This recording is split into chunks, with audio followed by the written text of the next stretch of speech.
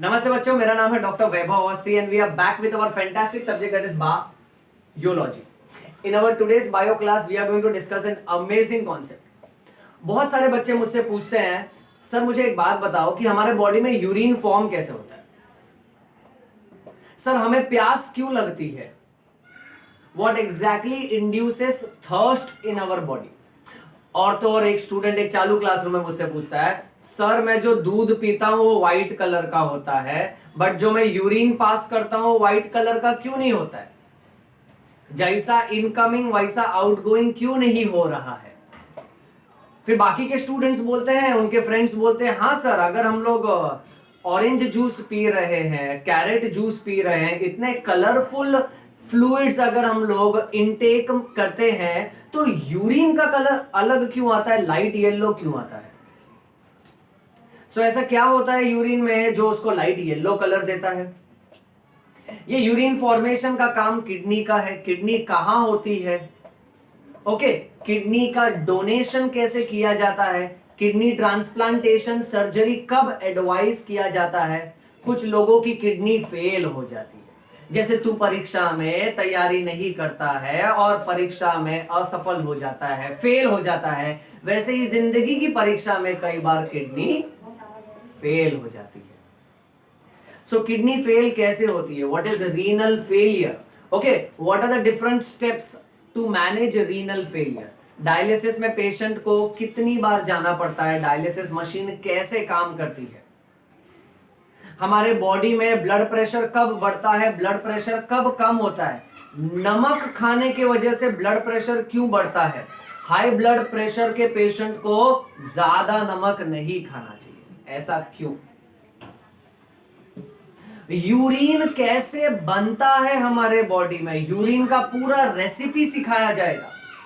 एक एक drop urine का क्या वैल्यू है. यूरिन पास कर देना बड़ा आसान है, पर अगर किसी दिन समझो तुमको अचानक से यूरिन पास करने के टाइम बर्निंग सेंसेशन होने लगा, और you experience pain while passing urine, और you experience blood in your urine, reddish coloured urine. Sir ये पथरी क्या होता है. चले जाए हम लोग स्टोन एज मैन के जमाने में पत्थर के बारे में जानने के लिए. So what are kidney stones. ये किडनी स्टोन फॉर्म कैसे होता है, किडनी स्टोन का ट्रीटमेंट क्या है. ओके, किडनी को खुश रखने के लिए हमको कितना पानी पीना चाहिए, एक दिन में आइडियली हमको कितना पानी पीना चाहिए. कुछ लोग बोलते हैं 2 लीटर, कुछ बोलते हैं 3 लीटर, कुछ बोलते हैं 4 लीटर, कुछ बोलते हैं 5 लीटर, कुछ बोलते हैं जो करना है करो, तुम्हारा बॉडी तुम्हारा पर्सनल. सो यस बच्चों, स्वागत है आज के इस लेक्चर में. We are going to talk about one fantastic subject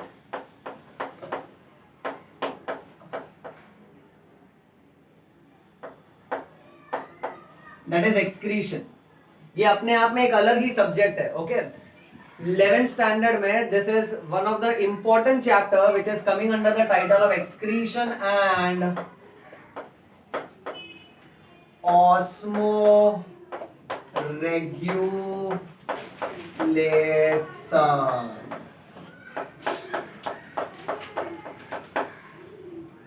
excretion and osmoregulation, ये थोड़ा गांव की इंग्लिश हो गई. Okay, excretion and osmoregulation one of the most important chapter, जहां पर इन सारे सवालों के जवाब हमको मिल जाएंगे बेटा. ओके, अब हम लोग एकदम बेसिक से शुरू करेंगे. ये इस चैप्टर का फर्स्ट बेसिक लेक्चर है. तुझे सारे लेक्चर को ध्यान से फॉलो करना है. Okay, now the topic begins with the concept of metabolism.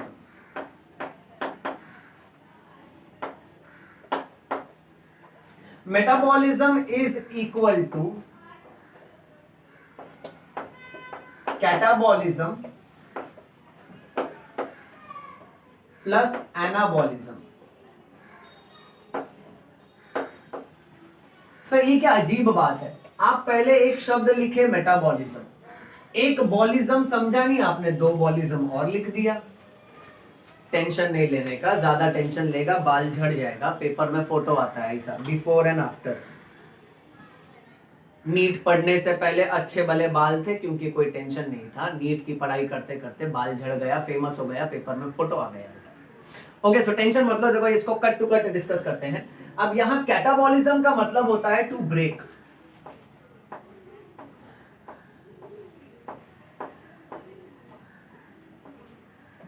और एनाबॉलिज्म का मतलब होता है टू मेक।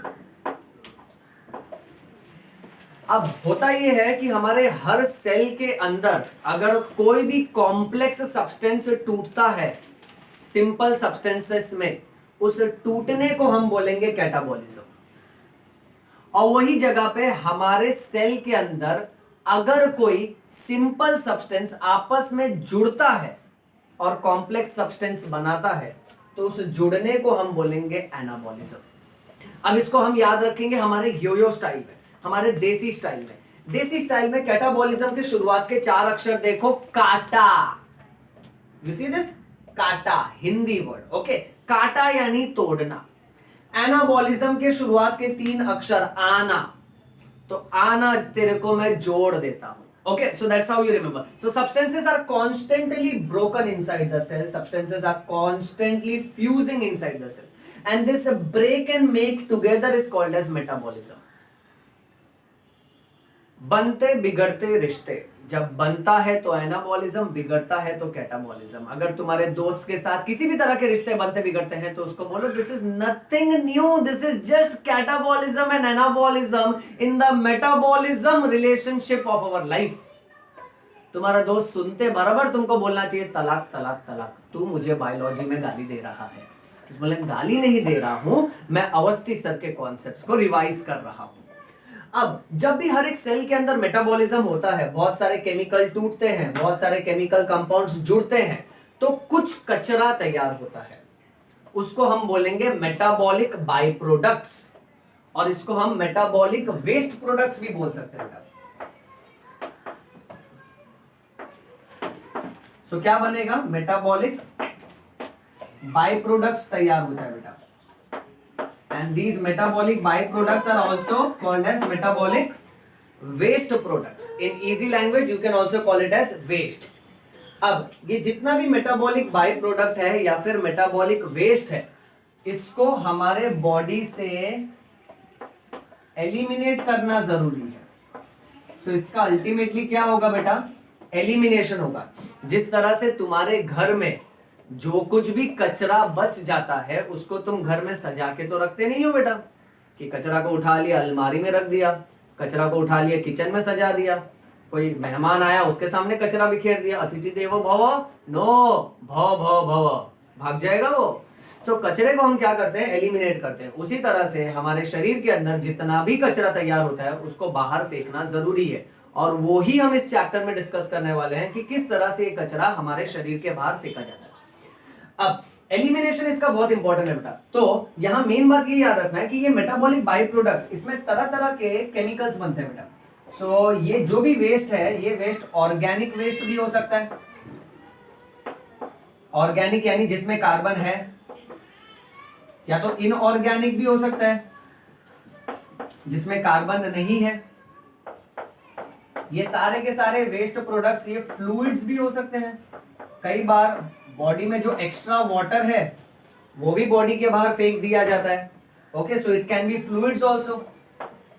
बहुत सारे गैसेस भी ऐसे होते हैं जो वेस्ट होते हैं, जैसे कार्बन डाइऑक्साइड गैस। फिर इसको फेंकने की जिम्मेदारी है लंग्स की बेटा। ओके, अच्छा, और तो और बहुत सारे नाइट्रोजिनस वेस्ट होते हैं हमारे बॉडी में। नाइट्रोजिनस वेस्ट का एग्जांपल है ammonia, next example urea, next example uric acid. Okay, ammonia, urea और यूरिक एसिड ये सारे नाइट्रोजिनस वेस्ट है। क्यों नाइट्रोजिनस वेस्ट, क्योंकि इसके अंदर नाइट्रोजन होता है बेटा। अब ये सारे वेस्ट को है ना बॉडी के बाहर फेंकना होता है, और इसको बॉडी के बाहर फेंकने की प्रक्रिया को हम लोग बोलते हैं एक्सक्रीशन। सो अब इंपॉर्टेंट डेफिनेशन देखते हैं।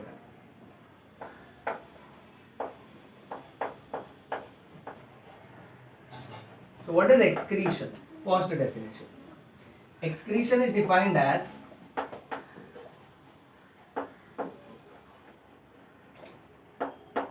elimination of waste from the body. शरीर में से कचरा बाहर निकालना है, उस प्रोसेस को हम लोग बोलते हैं एक्सक्रीशन।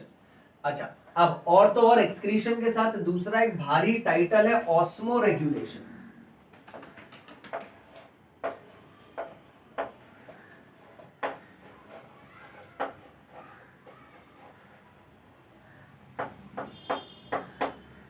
ऑस्मो रेगुलेशन में शुरुआत के आधे हिस्से को तोड़ दो। देखो बहुत भारी वर्ड है, बायोलॉजी में जब भी भारी भारी वर्ड्स आए ना, always follow Britishers policy of divide and rule. Okay, अब इसमें ऑस्मो, ऑस्मो का मतलब होता है वाटर, और रेगुलेशन का मतलब होता है बैलेंस। सो बॉडी में वाटर के बैलेंस को बनाए रखना, पानी के संतुलन को बनाए रखने की प्रक्रिया, उसके मैकेनिज्म को बोलते हैं ऑस्मो रेगुलेशन। सो यहां पर शरीर डिसाइड करता है कि आज हमको कितना पानी यूरिन में फेंक देना है, कितना पानी शरीर में बचा के रखना है। सो ये पानी का जो लेवल को कंट्रोल और बैलेंस करने की कोशिश की जाती है ना बेटा, उसको ऑस्मो रेगुलेशन बोलते हैं। Next, homeostasis. Homeostasis is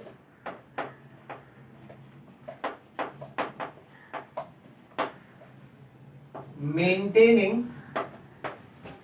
the steady internal balance.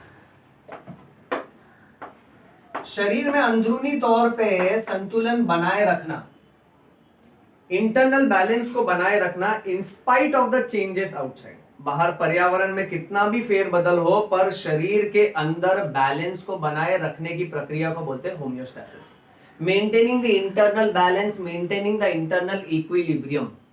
जैसे बाहर के पर्यावरण में कितना भी बदलाव हो, बारिश आए, धूप आए, ओके, या फिर समझो बहुत ठंड पड़ रही हो, बाहर कितना भी कचरा हो, पर तुम्हारे घर के अंदर के बैलेंस को बनाए रखने की प्रक्रिया को होम्योस्टैसिस बोलते हैं। यानी घर के अंदर कितना खाना होना चाहिए, कितना कचरा बाहर फेंकना चाहिए, घर का टेम्परेचर कितना होना चाहिए, घर में लाइट कितना होना चाहिए। उसी तरह से बच्चों हमारा शरीर हमारा घर है, क्योंकि हम उसमें रह रहे हैं ना बेटा, बिना भाड़ा के। You don't have to pay any rent for it. Okay, तुम अपने शरीर में रह रहे हो, ये तुम्हारा घर है बेटा। ओके, तो यही शरीर के अंदर जितने भी अलग अलग पैरामीटर्स है, जैसे टेम्परेचर है, ओके, पीएच है बॉडी का, वाटर लेवल है, हॉर्मोन्स का लेवल है, ये सारे लेवल को मेंटेन रखने के प्रोसेस को, इंटरनल बैलेंस को बनाए रखने के प्रोसेस को बोलते हैं होम्योस्टैसिस। नेक्स्ट, अब बॉडी से अगर कचरा फेंकना है तो कचरा फेंकने का अलग अलग स्टाइल होता है। अब जैसे कचरे में कोई गैस है तो उसको बाहर फेंकने का काम कौन करेगा? लंग्स। ओके, और अगर वो अनडाइजेस्टेड फूड है तो उसका मेन एलिमिनेशन कौन करवाएगा? लीवर। और अगर उसको वाटर के फॉर्म में, यूरिन के फॉर्म में बाहर फेंकना है तो उसको मेन बाहर कौन निकलवाएगा? किडनी। हमारे बॉडी में स्वच्छ भारत अभियान चलाने के लिए एक गली चौराहे में कैसे झाड़ू वाला और झाड़ू वाली होती है, उसी तरह से बेटा हमारे शरीर के अंदर झाड़ू वाला है, झाड़ू वाली है। एंड इमेजिन हमारे पास एक झाड़ू वाला और दो झाड़ू वाली है। ओके, अब यहां बात ऐसी है कि किडनी और लीवर का काम है बॉडी से सारा का सारा कचरा निकालकर बाहर फेंक देना। अब लीवर का स्टाइल कैसा है ना, लीवर हमेशा कचरे को बाहर फेंकता है in the form of semi solid paste. उस सेमी सॉलिड पेस्ट को हम लोग बोलते हैं स्टूल्स। इजी लैंग्वेज में उसको पॉटी बोलते हैं, हाई फाई लैंग्वेज में उसको फीसेस भी बोलते हैं। सो बॉडी से स्टूल्स या तो पॉटी या तो फीसेस को बाहर फेंकने का काम लीवर का है बेटा। ओके, लीवर इसमें मेन भूमिका निभाता है बेटा। Now the process of removal of stools और faeces from the body is called as defecation. We can also call it as egestion. Next, kidney body के बाहर सारे के सारे कचरे को फेंकती है in the form of urine, and the process of removing urine from the body is called as micturition. Micturition hi fi language हो गया, आसान शब्दों में इट इज यूरिनेशन। अब ये कैसी बात है मालूम है? डिफिकेशन और इजेशन मतलब क्या? इसका मतलब है कि आप जा रहे हो वॉशरूम और आप स्टूल्स पास कर रहे हो। मिक्चुरेशन मतलब क्या? आप जा रहे हो वॉशरूम और आप यूरिन पास कर रहे हो। इशारा समझ रहा है ना? स्टूल पास करने के एक्ट को बोलते हैं डिफिकेशन, यूरिन पास करने के एक्ट को बोलते हैं मिक्चुरेशन। अब अगर समझो तुम्हारा फ्रेंड घर में आया है, ओके, और घर वाले उसको बोल दे कि ये तो सुसु करने गया है, ये यूरिन पास करने गया है, ये वॉशरूम गया है, बैड लैंग्वेज। अब हम बायो वाले हैं, घर वालों को सिखा के रखने का कि अगर मेरा कोई भी दोस्त आए और अगर मैं वॉशरूम में हूं तो उसको बोलना he is busy and he has gone for defecation और he has gone for micturition. So दोस्त को भी लगेगा हाँ सही में बहुत बिजी है, बहुत जरूरी काम से गया है। काम क्या है? जो शब्द बोला वो समझा नहीं, पर कान को बहुत अच्छा लगा, सुनने में बहुत अच्छा लगा। दैट्स बायोलॉजी, रिमेंबर दैट बेटा। Okay, so these are fancy words that you are supposed to know for this particular chapter. Moving on, अब यूरिन का कलर कैसे डिसाइड होता है? कहानी ध्यान से सुनो। हम सब के ब्लड के अंदर एक सेल है जिसको बोलते हैं RBC, red blood cells, also called as red blood corpus cell. RBC का लाइफ स्पैन होता है 120 डेज। 120 दिन के बाद आरबीसी टूट जाता है, और ये आरबीसी जब टूटता है तो इसमें से निकलता है उसके अंदर का पिगमेंट जिसका नाम है हीमोग्लोबिन। ये आरबीसी और haemoglobin further when they are broken down, haemoglobin जब टूटता है ना तो दो कचरा फॉर्म होता है जिसका नाम है बिलीरुबिन एंड बिलीवर्डिन। अब ये बिलीरुबिन और बिलीवर्डिन कचरा है, हर पल ये हमारे बॉडी में बनता है। क्यों? क्योंकि हर पल हमारे बॉडी में आरबीसी टूट रहा है। अभी भी जब हम लोग एक दूसरे से बात कर रहे हैं ना, हमारे ब्लड वेसल के अंदर ऐसे बहुत सारे आरबीसी है जिसका अभी 120 डे हो चुका है, तो मर जाता है, टूट जाता है। नेक्स्ट सेकेंड अभी भी ऐसे बहुत सारे आरबीसी है जो अभी टूटे। सो ऐसे हर पल आरबीसी टूटते हैं, क्योंकि हर आरबीसी अलग अलग लाइफ स्पैन में होता है। कोई आरबीसी 100 दिन का होता है, कोई 110 दिन का होता है, कोई 120 दिन का होता है, कोई आरबीसी जस्ट जो अभी बना है वो 1 दिन का है, 2 दिन का है। So they are in different stages of their life बेटा। When they complete 120 days these RBCs are broken down and they are broken down in spleen. RBC को कहां तोड़ा जाता है? आरबीसी को तोड़ा जाता है स्प्लीन में। सर स्प्लीन क्या है? स्प्लीन एक ऑर्गन है जो हमारे पेट में ना लेफ्ट साइड पे होता है। राइट साइड में पेट में लीवर होता है, उसके सामने लेफ्ट साइड में स्प्लीन होता है बेटा। स्प्लीन को दूसरा नाम दिया गया है, spleen is called as graveyard of RBC, यानी आरबीसी का कब्रिस्तान। क्योंकि सारे आरबीसी जिसका 120 दिन खत्म हो चुका है उसको कौन मार डालता है? उसको स्प्लीन मार डालता है। फिर ये आरबीसी और हीमोग्लोबिन जब टूटता है तो क्या कचरा बनता है? बिलीरुबिन और बिलीवर्डिन। अब ये कचरा हमारे बॉडी में हर दिन बनते जाता है, और ये कचरा जैसे ही बिलीरुबिन और बिलीवर्डिन बनता है तो ब्लड क्या करता है ना, आधा कचरा लेकर जाता है लीवर के पास, खास करके बिलीरुबिन ना बेटा। सो ये बिलीरुबिन जाएगा लीवर के पास, ओके। और लीवर क्या करेगा? इस बिलीरुबिन को अनडाइजेस्टेड और अनएब्सॉर्ब्ड फूड के साथ मिक्स कर देगा, ओके। अब ये बिलीरुबिन और अनडाइजेस्टेड और अनएब्सॉर्ब्ड फूड, लीवर ये बिलीरुबिन को बाहर फेंकेगा, और फिर अल्टीमेटली जो बाहर आता है उसको हम बोलते हैं स्टूल्स, यानी फीसेस। आसान भाषा में हमारा जो पॉटी होता है ना, उसके अंदर अनडाइजेस्टेड और अनएब्सॉर्ब्ड फूड होता है, यानी खाने का वो हिस्सा जो डाइजेस्ट नहीं हुआ है, खाने का वो हिस्सा जो शरीर में एब्सॉर्ब भी नहीं हुआ है। सो वो बचा कुचा हिस्सा जिसमें कोई पोषण नहीं है, there are no nutrients in it, और इसी बचे कुचे खाने के हिस्से में बिलीरुबिन भी मिक्सअप हो जाता है। और जैसे ही बिलीरुबिन इसमें मिक्सअप होता है ना, हमारे स्टूल का colour becomes yellowish brown in colour. अब यहां पर एक और कॉन्सेप्ट क्लियर हो जाना चाहिए तेरा एज अ बायोलॉजी स्टूडेंट, कि स्टूल का colour is always constant. See I eat carrots which are orange in colour, banana which is white in color, but I don't pass stool which is white in color like banana or carrot like stool, right? Stool का colour remains constant, तो आप कुछ भी खाओ पियो, आपके stool और urine का कलर हमेशा कांस्टेंट रहता है। स्टूल का कलर क्यों कांस्टेंट रहता है? क्योंकि बिलीरुबिन लीवर के द्वारा एलिमिनेट किया जाता है और स्टूल्स में मिक्सअप हो जाता है, और इस बिलीरुबिन के वजह से हमारे स्टूल का कलर होता है येलोइश ब्राउन।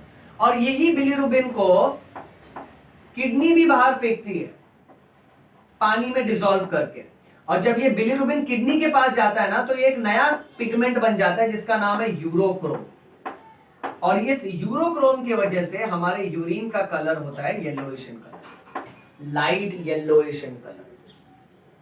तो देखो आज के लेक्चर में हम लोग ने खेल लिया colour, colour which colour?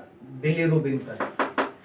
Stool का कलर और यूरिन का कलर बिलीरुबिन नाम के केमिकल के वजह से ही होता है बेटा, ये हमेशा याद रखना, बायोलॉजी का बेसिक बन जाता है। अच्छा, अब इतने का स्क्रीनशॉट ले लो, फिर हम लोग आगे बढ़ते हैं।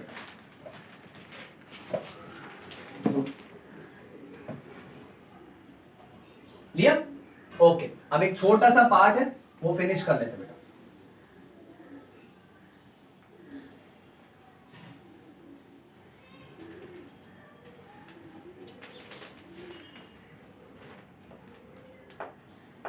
और क्या क्या हमारे बॉडी से एलिमिनेट होता है अगर हम लोग बहुत ज्यादा बीट रूट खा रहे हैं, बहुत ज्यादा विटामिन की गोली खा रहे हैं, और लेट्स से बॉडी में कोई ना कोई हॉर्मोन्स बहुत ज्यादा बन चुका है। सो जब ये सब एक्सेस हो जाता है ना, तो ये भी बॉडी के बाहर एलिमिनेट करा दिया जाता है।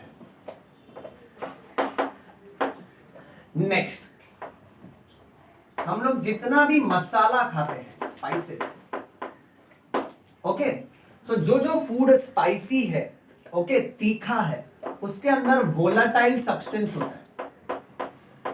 वोलाटाइल सब्सटेंस यानी जो आसानी से उड़ जाता है बेटा। जैसे समझो नेल पेंट रिमूवर, अल्कोहल, आप उसको डालो अपने बॉडी पे, तुरंत वो इवोपरेट हो जाएगा, उड़ जाएगा बेटा, उसको बोलते हैं वोलाटाइल सब्सटेंस। बहुत सारे सब्जेक्ट्स वोलाटाइल होते हैं, टीचर पढ़ाता है, दिमाग में आते ही उड़ जाता है वो, ओके, पर अपना बायोलॉजी वोलाटाइल नहीं है, अपना बायोलॉजी है यो बायो। ओके, सो स्पाइसेस के अंदर बहुत सारे वोलाटाइल सब्सटेंसेस होते हैं, और इसीलिए ये हमारे बॉडी में गैस के फॉर्म में एलिमिनेट होते हैं। अब यहां पर एक बहुत ही मेन कॉन्सेप्ट तुझे क्या सीखना है?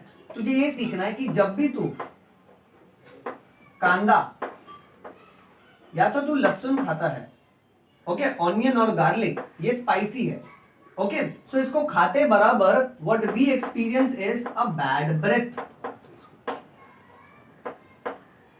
यानी हमारी सांसों में कांदा और लहसुन की बास आने लगती है। कांदा लहसुन खाते ही जैसे आप मुंह खोल के किसी से बात करोगे, तो सामने वाला ये नहीं बोलेगा वाह ताजी सांसें, नहीं, बासी सांसें, बास आएगा कांदा और लहसुन का। क्यों?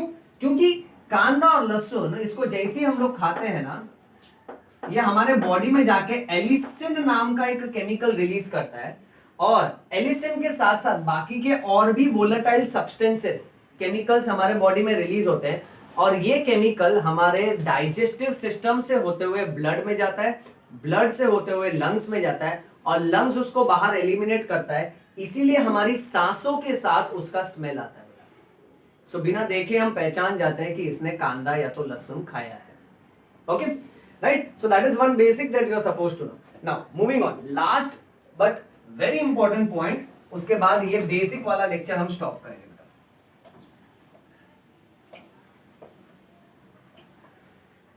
इस चैप्टर में मेन अपना सबसे चीफ टारगेट है किडनी। इस पूरे चैप्टर में हम लोग किडनी के बारे में काफी डिटेल में डिस्कस करने वाले बेटा, ओके। अब हमको एक बात ये याद रखना है कि जब भी हम लोग डॉक्टर के पास जाते हैं, कई बार डॉक्टर हमारा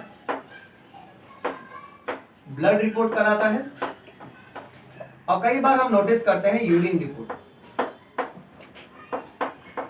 अब बेटा यहां सीखने वाली बात यह है, ब्लड रिपोर्ट में ना एक रिपोर्ट होता है क्रिएटिनिन करके।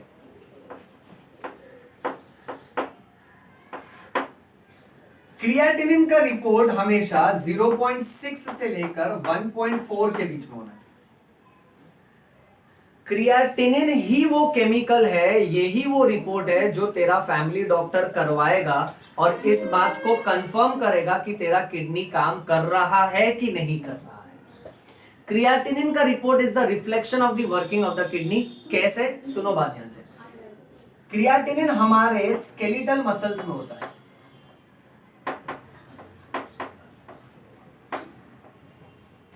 और ये स्केलेटल मसल्स में होता है in the form of a chemical called as creatinine phosphate.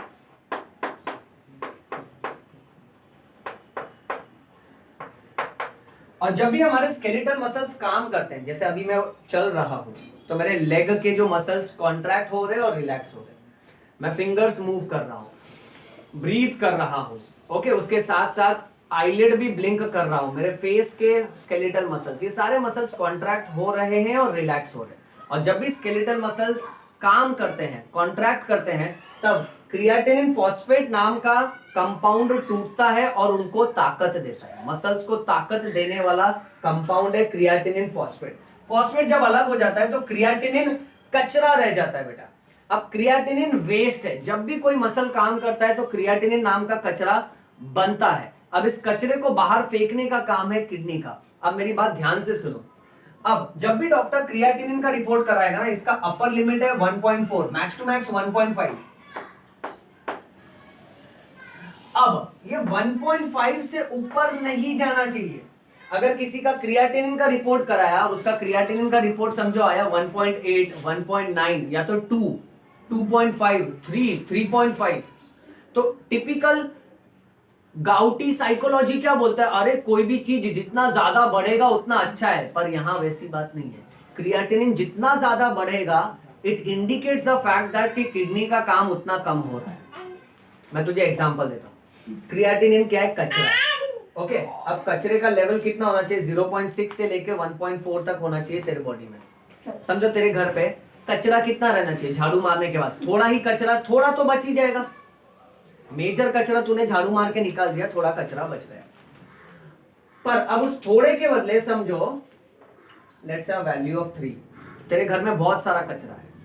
अब बहुत सारा कचरा इंडिकेट्स द फैक्ट दैट कि जो भी झाड़ू मारने का काम कर रहे हैं, जो भी आया बाई है या काम वाली है, वो बीमार है, वो आई नहीं, और क्योंकि वो बीमार है इसीलिए तो सफाई हुई नहीं और इसीलिए तो कचरा बढ़ गया। सिमिलरली बच्चों, जब क्रिएटिनिन का रिपोर्ट ज्यादा आता है ना, यानी मसल का वेस्ट बॉडी में ज्यादा है। और वेस्ट क्यों ज्यादा है? क्योंकि किडनी काम नहीं कर रहा है।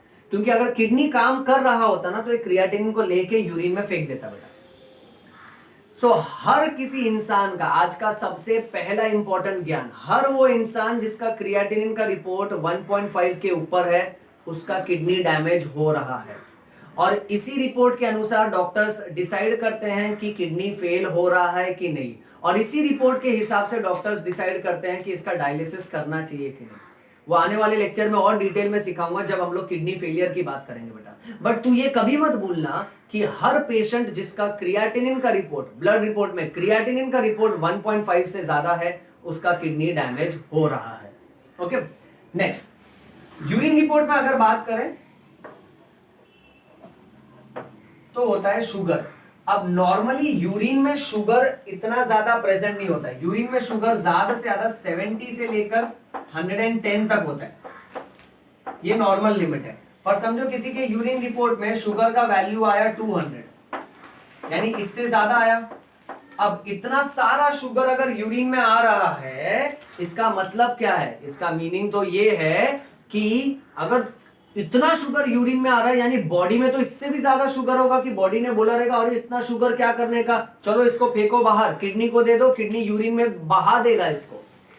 अब बॉडी में इतना सारा शुगर क्यों है? क्योंकि इस इंसान को डायबिटीज है। डायबिटीज क्या होता है उसका एक सेपरेट लेक्चर लिया जाएगा बेटा। ओके, बट अभी फिलहाल के लिए इतना याद रखना, यूरिन रिपोर्ट में अगर शुगर का वैल्यू 70 से लेकर 110 है, नॉर्मल रेंज 110 से ऊपर रहा, दैट मींस उस पेशेंट को क्या है? डायबिटीज।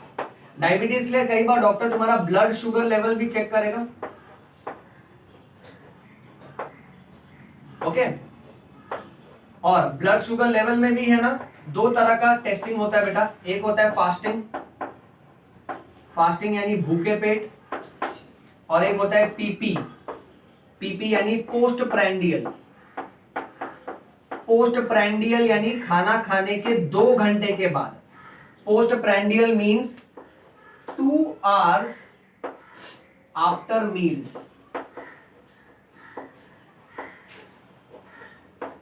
भूखे पेट शुगर का नॉर्मल वैल्यू इतना ही है बेटा, 70 से लेके 110, पर खाना खाने के 2 घंटे बाद the normal value is taken as 70 से लेकर 140 तक बेटा।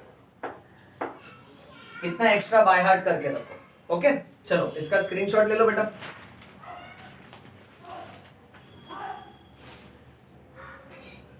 लिया? ऑलराइट बच्चों, सो ये था हमारा आज का लेक्चर, जहां हमने डिस्कस किया है बहुत सारे बेसिक पॉइंट। क्रिएटिनिन के बारे में हमेशा याद रखना, कोई भी सर्जन ऑपरेशन करेगा तो तब तक पेशेंट को छुएगा नहीं जब तक उसका क्रिएटिनिन का रिपोर्ट वो नहीं देख लेता। नहीं तो सर्जन अगर ऑपरेशन करेगा, बॉडी को ओपन कर दिया, फिर उसको बहुत सारे टैबलेट्स इंजेक्शन देना है पेशेंट को, ओके, पर अगर पेशेंट का क्रिएटिनिन ज्यादा है, मतलब उसका किडनी काम नहीं कर रहा है, सो जो दवाइयां डॉक्टर देना चाहता है ना, वो दवाइयां एलिमिनेट भी किडनी ही करता है। इसीलिए प्री ऑपरेटिव रूल है, ऑपरेशन से पहले रूल है कि पेशेंट का क्रिएटिनिन लेवल नॉर्मल होना चाहिए। क्रिएटिनिन याद रखो, शुगर के बारे में याद रखो, डायबिटीज के बारे में याद रखो, भूखे पेट शुगर 70 से लेके 110 होना चाहिए। खाना खाने के 2 घंटे बाद जब टेस्ट करोगे तो 70 से लेकर 140 तक होना चाहिए। कांदा लहसुन थोड़ा कम खाओ, मुंह से बास आएगा, आजू बाजू के लोगों को तकलीफ होगी। किसी को तकलीफ देओ मत, मन लगा के पढ़ते रहो, इसका नोट्स बना लो, याद रखो बायो को, याद रखो अवस्थी सर को, read bio, bleed bio, yo yo bio. Thank you.